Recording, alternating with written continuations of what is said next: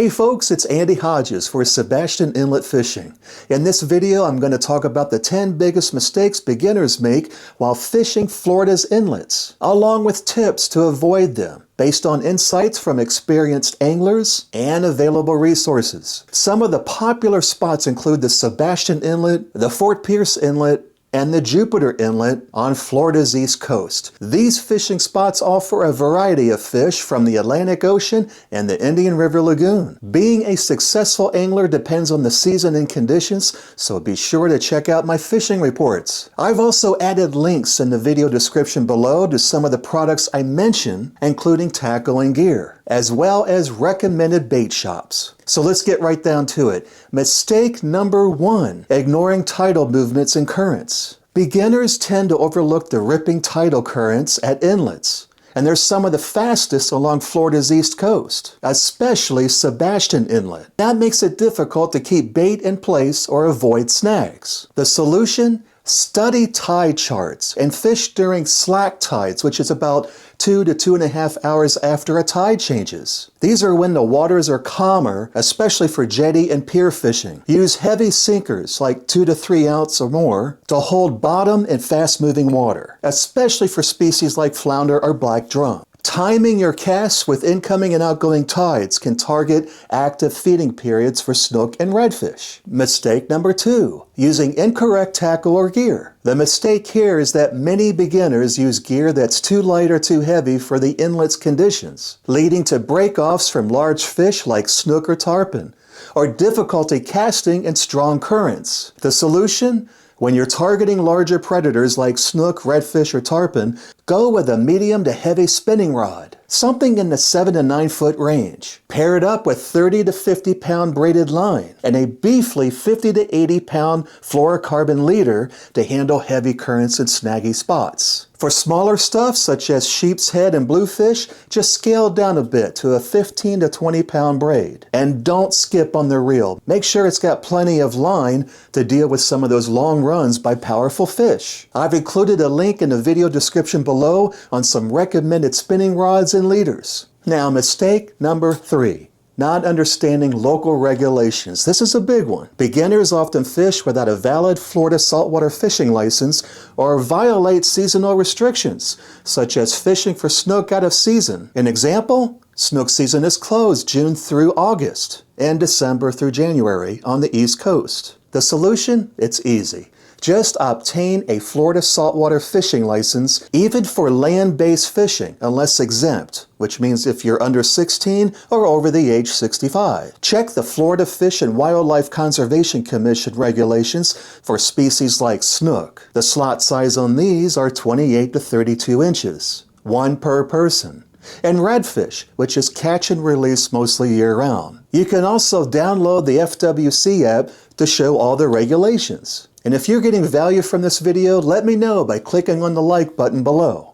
Let's go to number 4, using inappropriate bait. The mistake here, beginners often grab the wrong bait or rely on lures that don't cut it. The solution? Choose the right bait to match the type of fish you're targeting at the inlet. For snook, use live shrimp, croakers, or finger mullet on the incoming tide. For flounder, try live mud minnows or finger mullet near the jetty base, especially the South Jetty at Sebastian Inlet. Black drum and sheep's head bite well on sand fleas, clams, or shrimp. Artificials like flare hawk jigs, bucktails, or paddle tails work well for snook and redfish, especially at night. I've included a link in the description below of some of the artificials you can choose from. Number 5, a big one. Fishing at the wrong time or location. The mistake? Casting randomly without considering fish behavior or prime locations, such as fishing during midday heat when the fish are less active, or in areas with heavy boat traffic. A great solution would be to fish during low light periods like early morning, late evening, or at night, when fish and tarpon are more active,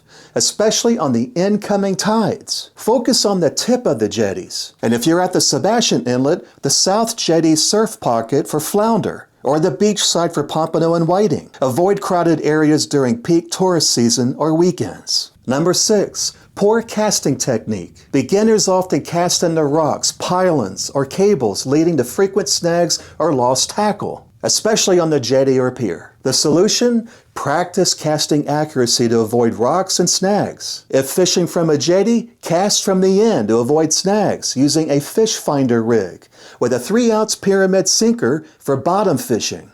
Free line live bait with minimal weight to reduce snagging when targeting snook or tarpon. Bring extra rigs and sinkers as losses are common in fast currents. Number 7, not adapting to water conditions. Fishing in poor water conditions such as silty or muddy water from rough seas or dredging, which can deter fish from biting. The solution? Check water clarity before fishing. Clean water is critical for sight-feeding species like snook. If the inlet is silty, target the beach side of the inlet, which is often cleaner due to its protection from winds. Avoid fishing right after strong winds of 15 to 25 miles per hour or during dredging operations, which stir up settlement. Number 8, ignoring fish behavior in seasonal patterns. Beginners may not realize that species like snook, tarpon, and redfish have specific seasonal behaviors, such as spawning runs or migrations, and that can affect their location and feeding. The solution? Target snook from May to September, when they school along jetties and beaches for spawning.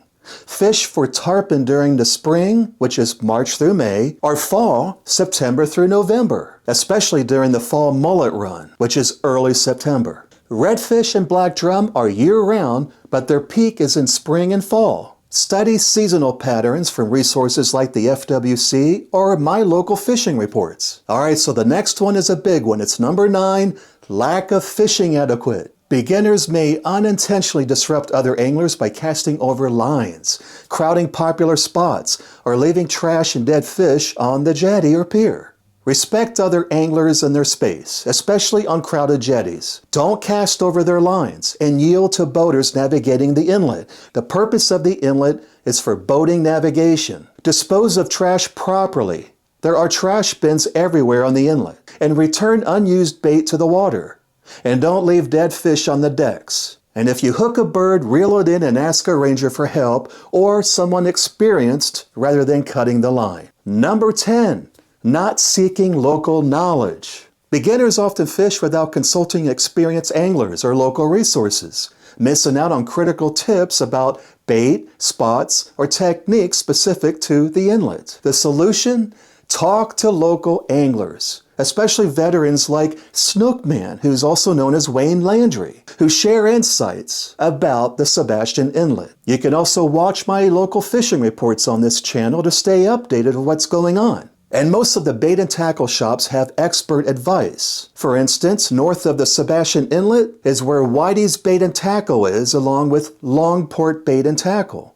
South of that inlet is Wabasso Bait and Tackle. And if you're coming in from Sebastian, there's Reel 'em In Bait and Tackle. And some of the local fishing charters are very helpful, such as the Big Easy Fishing Charters in Sebastian. Ask for Captain Terry. By avoiding these common mistakes and applying these solutions, beginners can significantly improve their success and enjoyment while fishing at the inlet. Always prioritize preparation, local knowledge, and respect for the environment and fellow anglers to make the most of your fishing trip. I'd love to know your thoughts, or if you have any questions, just drop me a comment below. Subscribe if you haven't done so already, and don't forget to click that notification bell to receive these updates. I'm Andy Hodges for Sebastian Inlet Fishing.